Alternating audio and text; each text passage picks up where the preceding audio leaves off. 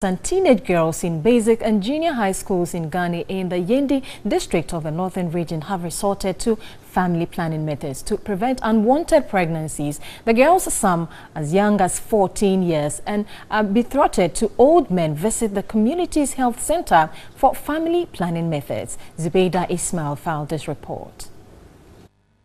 Nani community is located in the Yendi district of the Northern region. The community has 2 basic and 1 junior high school.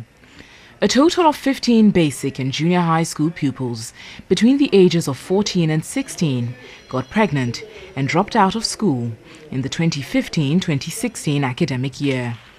The situation has forced officials at the Gnani Health Center to introduce girls as young as 12 to family planning methods to prevent unwanted pregnancies. Midwife of the Gnani Health Center, Margaret Bingmal, said not even the side effects of the various family planning methods could deter the girls when they show up at the facility. The side effects, when they come, we explain the side effects to them because the contraceptives, every contraceptive and its side effects. It's not right, but it's the situation that forces us to do it that way because we are preventing teenage pregnancy. As soon as she walks in and said, I want to do, if you don't do, she will end up going to get pregnant and maybe attempting an abortion. That will end her life or bring a complication that will affect her in the future. The news team caught up with a 14-year-old who is currently out of school. I was in class 6, class 5, and there was someone said he want to marry me. One day he called me and I'll go to her. Since I started going to the ball, the day that I'm doing some mess, I went to the ball and he told me that we will do abortion, and the boy ran away. According to education authorities in the area, the situation has become a challenge for the district. Headmistress of the Gnani school, Mary Magdalene Derry, wants desperate measures taken to curb the alarming rate of teenage pregnancy in the community. This cultural practice issue, here we have it, that a child born to some stage is betrothed to a man. So this betrothing issue is also hitting us seriously as far as teenage pregnancy is concerned.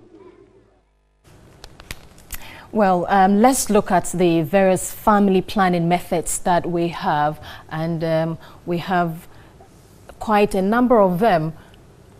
Let's look at family planning methods. We have the implants under the skin. We have the Iuds. This is one common one, and the Iud is a small, often T-shaped birth control device that is inserted into a woman's uterus to prevent pregnancy. We also have the condoms. The condoms, we all know about the condoms. There's also fertility awareness. We have that's a way to predict fertility and infantile times. That's the cycle we often talk about. Let's look at some other options that are available.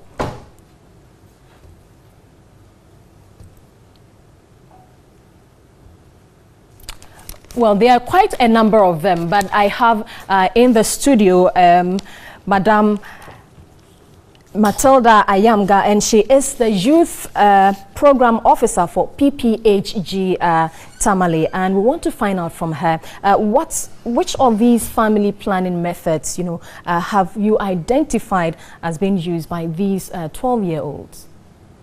Okay, thank you. And yeah, I would say young people between the ages of 10 to 24 that we work with, I would say use the various methods or devices that you are listing. But what we talk to them about as young people, we prefer that young people, if they want to use any contraceptives at all, we want them to use the condom, which will prevent against unplanned pregnancies and that of STIs. But if you look at what they prefer to use, because condom is supposed to be used by the male, which in most cases the person is not in agreement or is not willing to cooperate with them. So young ladies might prefer to use the injectables.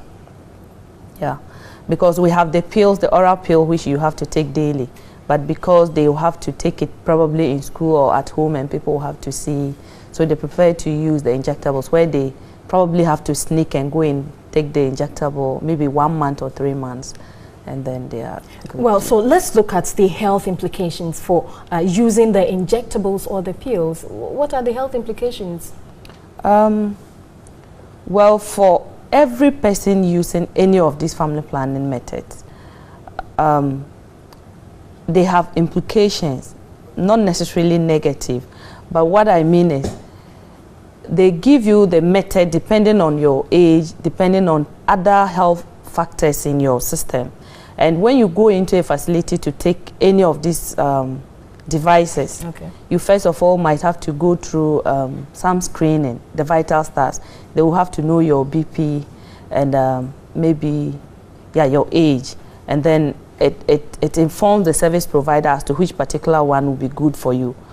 And the implications, I would say, come when you don't use them consistently and correctly. But these are young teenage girls we're talking about. The story even said from 12 years, but you are talking about 10 years. Yes, 10 years is 10 to 24 years is the young, that's the youth group.